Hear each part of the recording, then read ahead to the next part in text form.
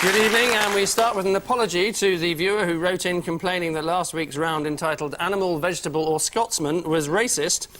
We'd like to make it clear that Scotland's First Minister, Jack McConnell, was singled out for his very public misbehaviour, and not in any way because he looks like the kind of shifty jock who'd sell his own mother for half a haggis.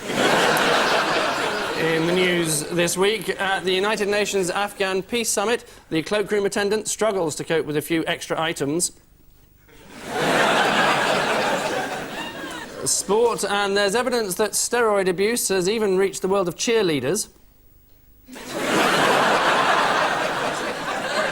And in a sponsor's tent at the World Athletics Championships, there's an awkward moment after an athlete's urine sample goes missing.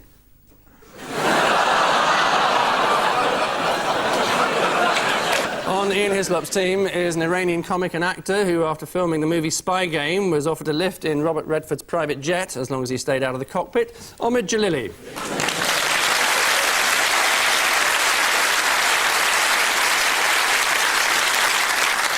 And with Paul Merton tonight, a writer and broadcaster who's constantly irritated by references to his famous family, so please welcome, in his own right, Sir Clement Freud.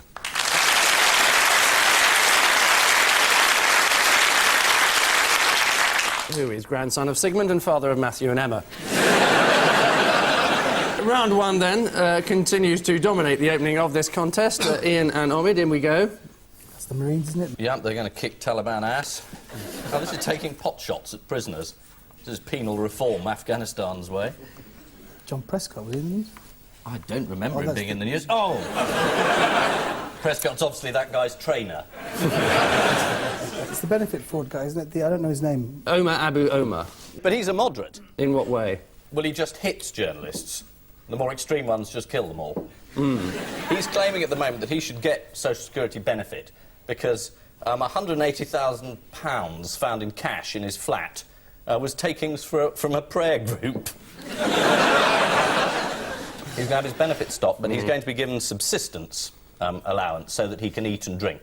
I thought the Marine things was about the spat between the Marines and the SAS. Who's going to get him first? And the SAS have been taunting the Marines, saying things like the Marines, they have to have pretzels every day and have their burgers, whereas our lads can live on toothpaste and a damn good thrashing every day. Much harder. Isn't that right? Yeah. And yeah, apparently one locust can last the whole SAS for a year. There's also a slight difference in attitude between the two. When asked who was in charge, the US said we don't discuss officers' identity in the theatre of war. And Jack Straw said it's Colonel Mulholland.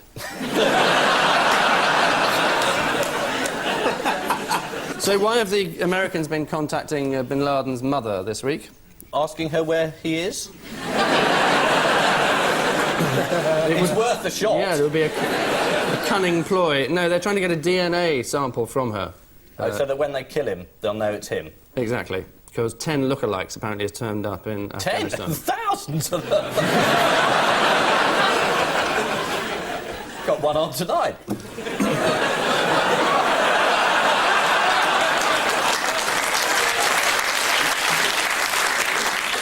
You've described bin Laden as a rather nice kind of terrorist, but would you invite him round to your house for dinner? I think he's a vegetarian.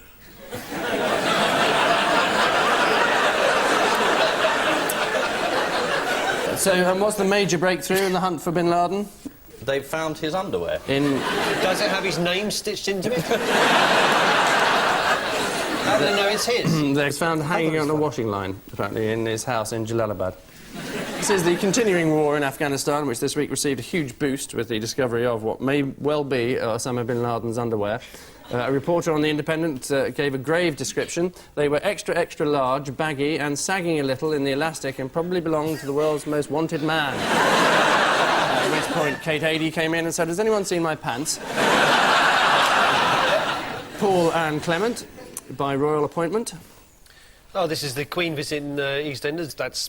We go to see where her grandmother lived. Looking thrilled to be there, isn't she? Philip coming in, and there was a bit of a fuss as to who should accompany the Queen and who should accompany Prince Philip. Barbara Windsor had the Queen, didn't she? They shared the same surname, so they got on. Right. And Prince Philip got Wendy Richard. He thought one of the famous stars of the show was one of the technicians. Yeah. This is Adam Woodyat. He said, are you an actor or an operator? What did Prince Philip say? Prince Philip said yes. Oh, I see. I thought the technician asked Prince Philip. And what was the point of all this? I don't know. Was it to try and take attention away from the Royal Variety Show? Anyone see it? I'm afraid I did. That's very, very sad. That is sad. Yeah, why did he watch it? I just couldn't turn it off. It's like watching a car crash. You think I really shouldn't do this? I've got better things. God, look! That's Scylla. Oh, no! Yes, you can relive that moment, actually. This is Scylla, and oh, no. Surprise, surprise. God. She lives near Sellafield, doesn't she? So what was the highlight for you? It was that opera singer singing a song from Andrew Lloyd Webber very slowly. Vinnie Jones. That's the one. It is the Queen's heady showbiz week, visiting the set of EastEnders. Barbara Windsor escorted the Queen through Walford Market, saying, I don't think there's anything here to suit you, ma'am, before noticing the lime green overcoat she was wearing and saying, well, on second thoughts. The Queen and Prince Philip also met the writers of EastEnders. They talked about how they dealt with issues like adultery, divorce and dysfunctional families, and then the writers talked about EastEnders for a bit. So, at the end of that round, the score is like Archbishop Desmond, being as it is 2-2.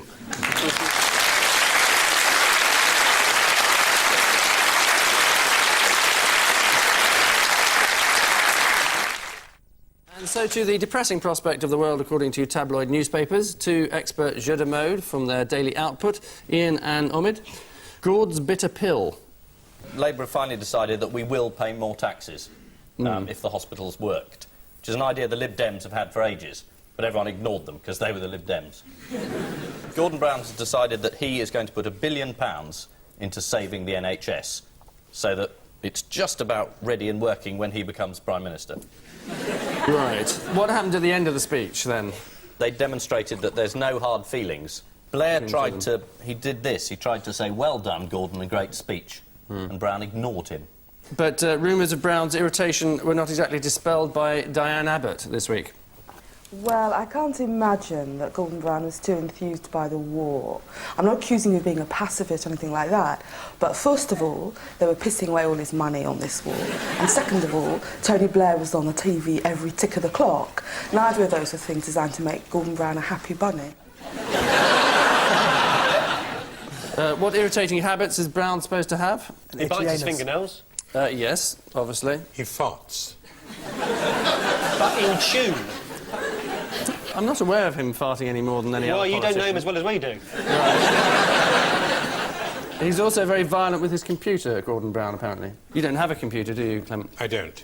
Right. But you have 9 typewriters. I have many typewriters because I can't change the ribbons.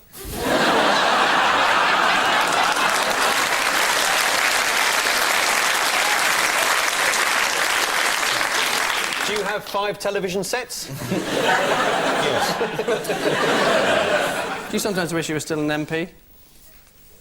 Sometimes, yeah. How do you think the Lib Dems are doing at the minute, then?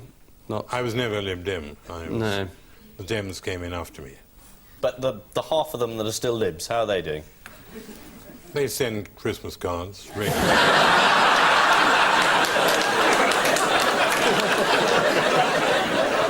This is Gordon Brown's pre-budget statement, which included a £1 million boost for the health service. A special report into NHS funding was undertaken by Derek Wanless, a NatWest banker who wrote to Gordon Brown almost daily, offering him the chance to apply for a gold card at a special introductory rate. And Mr Brown also announced that foreign lorry drivers will be charged to use British roads, although they'll almost certainly pass on the costs to the illegal immigrants in the back. Paul and Clement, you're a tricky spinner. Welcome to the clone age. Well, this is somebody this week has successfully cloned a human embryo, I think was the story. With the computer. Yeah, yeah. You couldn't do that on a manual typewriter. No. Who are these people? Well, they're scientists, usually. They're the people they're the ones who got access to the test tubes. Yes. Plumbers have had a go, but it's just a way of, you know, I'll be ready Wednesday, but it never is. And how did it work? Well, if we understood that, we wouldn't be sitting on a light-end panel, would we?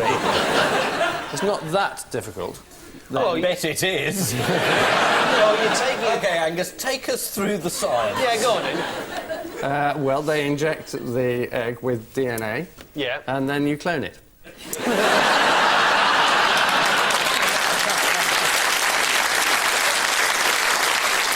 That's amazing, because I'd always thought you were a bit of an idiot. You convinced me. Yeah. It really is that simple. So whose DNA was acquired? Jeremy Beadle. Judson Somerville, a Texan, who took a cookie cutter and dug skin out of his right calf. What's a cookie cutter? Well, it's a kitchen utensil. You'd know about this, Clement? Yes. I knew I could rely on that. But why the right calf? Yeah. And I Why thought it was not? a sheep. Calf. Will you stop moaning? It's getting extremely annoying. I'll come round your house and moan at you. A cookie cutter, yes. I'm sure, well, it's something that cuts cookies, presumably. Yeah. Yeah. There's a chance to moan there. You missed it. No, well, he was trying... Just anywhere from the human body is fine, so right calf is as good as anywhere, I think, is probably the answer. Well, I mean, yes, but there's some parts of the body you wouldn't want to cut a bit of skin off with a cookie cutter. Such as... Well, I hesitate to say anything in case the audience moans. Of course, you were a medic, weren't you? In the war? No. At the end of the war? No. No, he Right. wasn't a medic in the war. Right. He was a Nazi, but he wasn't a medic. I gave people VD injections. And did it work?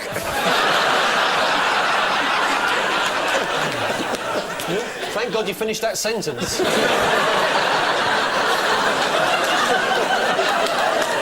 This is the news that scientists have succeeded in cloning the first human embryo. The Mirror expressed concern at the possibility of human cloning falling into the wrong hands, saying, imagine what would happen if someone like Osama bin Laden got hold of the cloning technology. Well, it'd certainly become easier to find.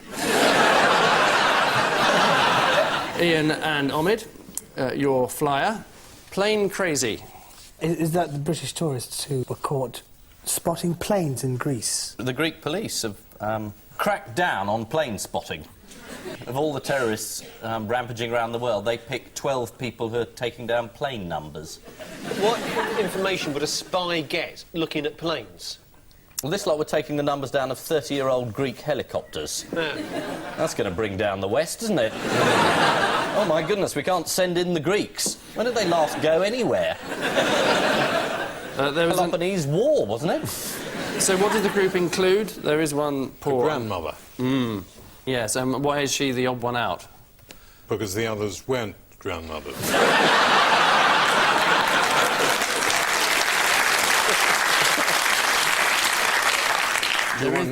Try another question. There is another reason why she's the odd one out, which is that she hates planes. Were you really offered a lift in Robert Redford's jet? Yes, I was. Did you say no, then? They changed their mind. And I went by train instead. I was supposed to make it back for an award ceremony, and then they said, oh, it'd be good if we send him in Robert Redford's jet, because it'd be good publicity. And they thought, nah. So all the interviews had no mention of the award, but a lot of talk about Robert Redford's hair. So I just asked you about the stars. Yeah, no interest at all in the award. That's terrible. So what's he like? Well, he's... I think if you're killed in a small plane,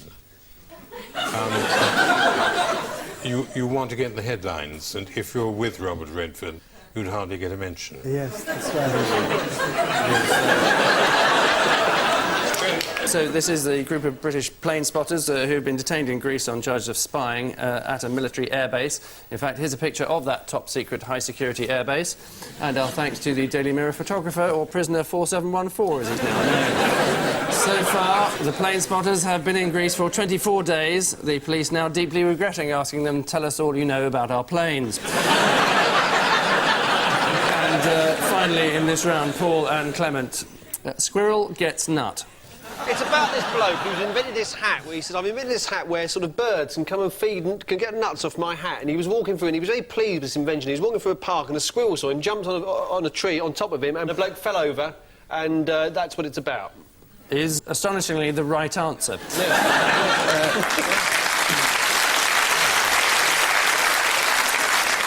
Do you know his name? George, I think. Very close, Michael. Yeah.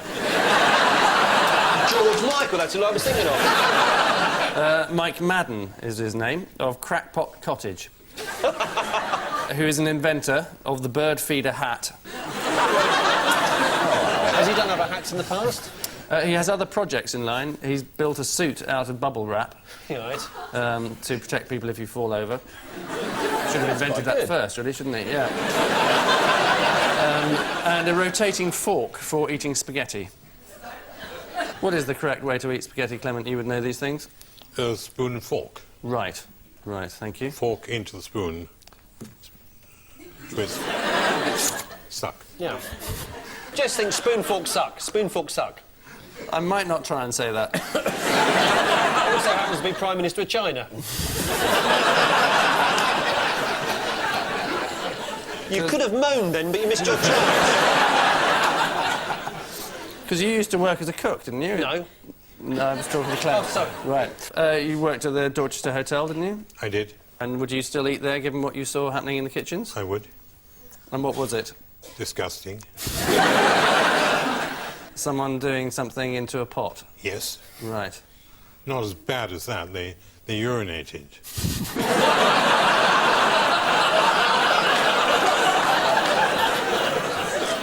This is a long time ago, though, we should point out for any lawyers watching. Or any customers, surely. Yes. They order the pea soup. Groaning again! Yes. This is the inventor, Mike Madden, who told reporters how he'd been attacked by the squirrel. I'd only just started walking through the woods when, kaboom, I was on the floor. The squirrel armed with a stun grenade, obviously. The inventor estimated that the squirrel was roughly the size of a small puppy or a large kitten, or if you can get your mind around this, a squirrel. Which creative accounting means at the end of this story, well, both teams seem equally reluctant to have a different score, sharing as they do 6 points each.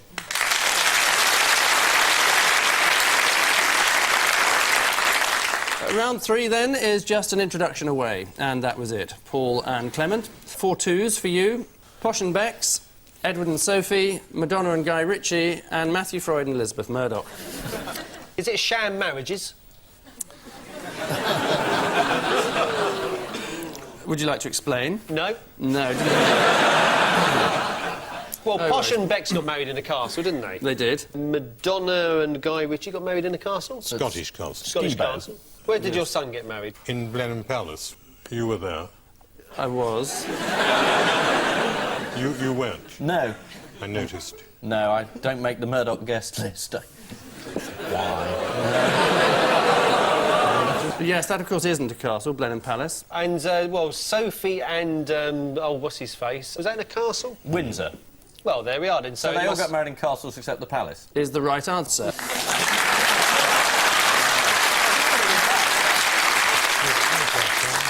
Edward and Sophie, yes, got married in Windsor. Sophie's been in trouble. She's been using police signs in her car in order to park on double yellow lines.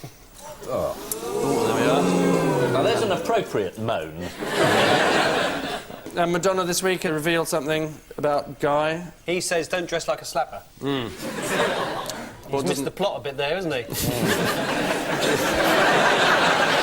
You worked with Guy, didn't you? In one of my many groundbreaking Arab scumbag roles. Have you been typecast at all? No.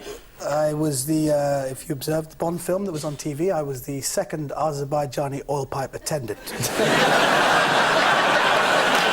a major departure for me. And Matthew and Elizabeth, yes, of course, are the odd ones out because they got married in a palace. And you, of course, gave a speech where you plugged your book, I seem to remember. Yes, I did. Yes. It's called You're going to do it again, aren't you? Unless I interrupt, which I am. It's called Freud Ego. I think that's a good idea. Yes. OK. Fair enough. The answer is then that they've all been married in a castle with the exception of Matthew Freud and Elizabeth Murdoch. And Matthew Freud has a huge list of celebrity clients and, according to The Observer, he facilitates media access to Jerry Halliwell, the most pointless job since Bin Laden's barber. Ian and Omid, your scary monsters are Osama bin Laden, Saddam Hussein, Jeff Capes and Ronald McDonald. Is it fast food? Jeff Capes got into trouble over promoting, was it pot noodles? He had racing pigeons. Jeff Capes. He Whereas breeds and shows them. Bin Laden's racing pigeons are crap. Yeah.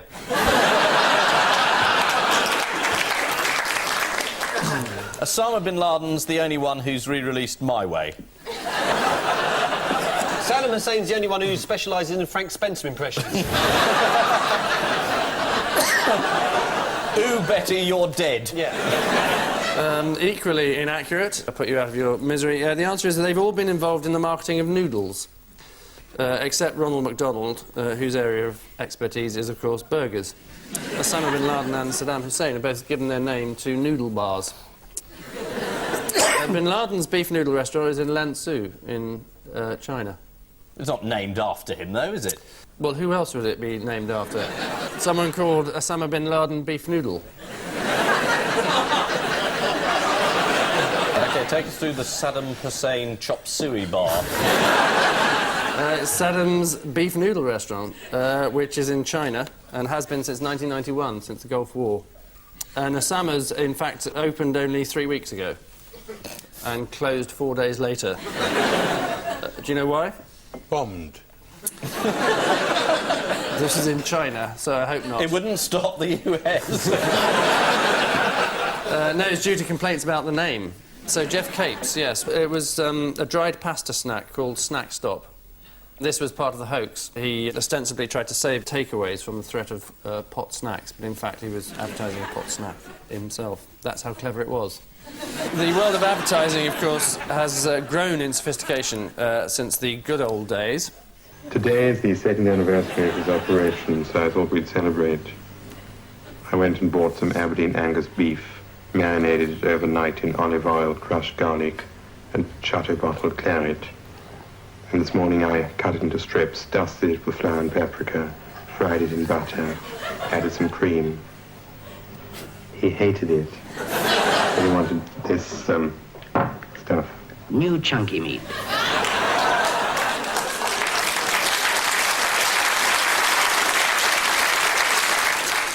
So was that Henry? It was a bitch because the lights were very fierce, and we did use a dog in one commercial, and it got a huge erection which got into the frame. Yeah, but it's a sterling endorsement for the dog food, though, isn't it?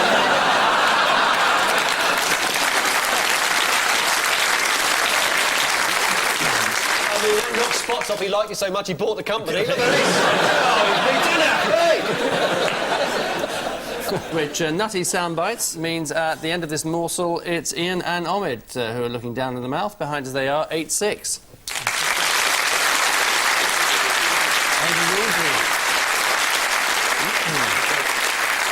Missing Words sums up our next round in that that's what it is. A variety of headlines sucked from their columns, including many or none from this week's guest publication, the irreplaceable Egg Cup World. So stand by for Taliban warlord quits to what? Join the Lib Dems. Father Christmas in Selfridges.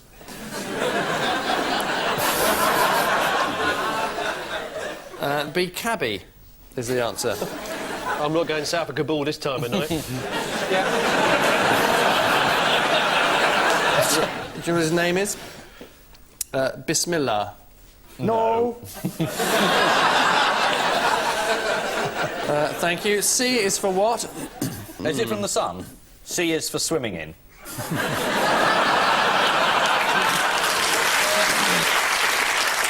No. Collectors of egg cups. It is from Egg Cup World, That's yes. why I said it. Clarice Cliff Egg Cup. is actually Hey. what C is Very for. collectible these days. Yep. Yes. Yeah. This is a 26-page A to Z of egg cups. Everything you ever want to know about egg cups, and then 26 more pages. Next, D is for what? Dick Van Dyke cups. Dyke Van Dyck. No, simply decorated eggs. Next, vampire kangaroos what? Won't touch Rolf Harris blood. Ironically order garlic bread. Make blood run cold. This is a curious life form that lives off the blood of other animals. It lives in Chile. Vampire kangaroos live in Chile. They're goat suckers. I think you're just making this up. Goat suckers in Chile. In Chile, yeah. They, Let's have a look at a picture of one of them. there are no pictures of them. No, do you know Available. why? Because they don't exist. There are many of them, and there have been many deaths reported. Reported? Well, who by? What it does is, hey, my brother, he's just been killed by a vampire kangaroo. Not those devils who suck goats, the very same. My brother, he's got a beard, he looks like a goat, they suck the living daylights out of him. And finally, when I saw what, I couldn't get my checkbook out quick enough. Frank Sinatra Egg Cup. It's not from... Actually, it is from a duck whistler is the answer. Oh, yes. Apparently, this is Mr... I mean, really, there's no way that any of us are going to get that. It was in Egg Cup Weekly. You don't even know the name of the publication. Egg Cup World, it was in only this... Egg Cup World, Egg Cup Weekly. How many magazines are there? Many. It's an overcrowded market, the Egg Cup World, isn't it? It's... What do they say at Egg Cup Weekly? You never guess what they put on the cover of Egg Cup World. Only an egg cup. All of which majestic whining means at the end of tonight's count, this week's proper Charlies are Ian and Ovid with 8, whilst this week's Hooray Henrys are Paul and Clement with 9.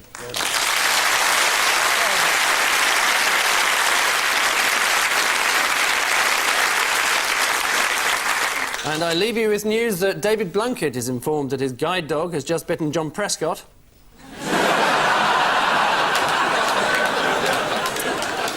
In Spain, sports authorities agree it's time to outlaw the tackle from behind.